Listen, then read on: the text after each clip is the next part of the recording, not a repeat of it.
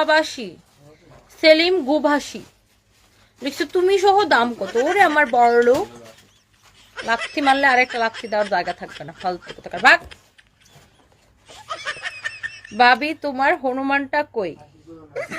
অপু লিখছে। তানজিয়া ফাতেমা লিখেছেন তোর মার সাথে পার্কে গেছে।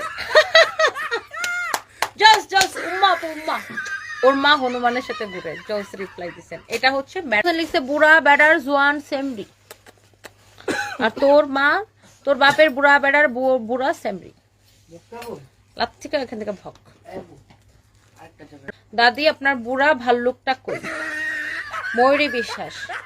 আচ্ছা, মিশাদ আহমেদ লিখছে দাদি আপনার বুড়া ভাল্লুকটা কই? ময়ূরী বিশ্বাস লিখছে তোর বাপ বুড়া ভাল্লুক, তোর মা ভাল্লুক নিয়ে বোতল টোকাতে গেছে পোকে। ও মাই গড, ময়ূরী বিশ্বাস আপু কি রিপ্লাই দিয়েছেন, সেই মজা পাইছে। আই লাভ ইউ ময়ূরী বিশ্বাস আপু, থ্যাংক ইউ। আল্লাহ। আরিশা মিম লিখেছে মিশাদ আহমেদ তুই আমার বাসের কামের বেড়া। আরে আরিশা মিম আপু আপনার বাসার কামের বেড়াটা ধরে পিটান, হারামজাদা আইসা আবার এগুলা কেন কমেন্ট করে? তানজিয়া ফাতেমা লিখছে তোর বাপের উপর বসে আছে। এখন আমার এত মজা লাগে যে আমার যারা ওয়েল উইশার আছে তারাই শয়তানগুলার রিপ্লাই দিয়ে দেয়, আমার আর কাউরে রিপ্লাই দিতে হয় না।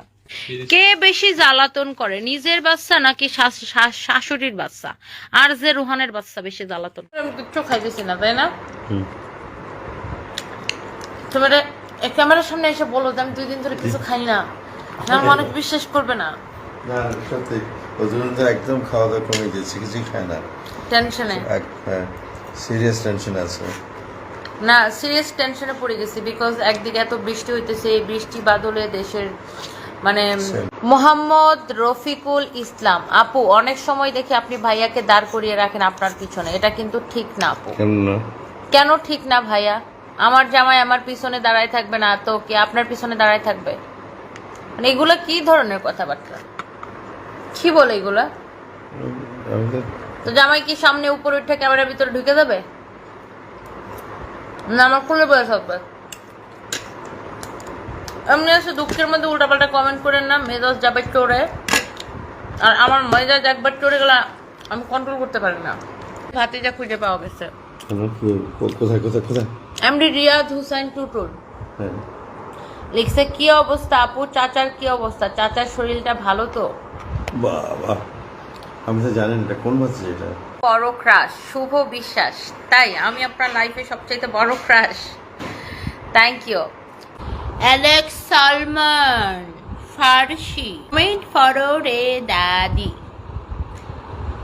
ফয়রাল সিরে নাতি। এখন তুই নিশ্চিত বেহেস্তে যাবি রে নাতি।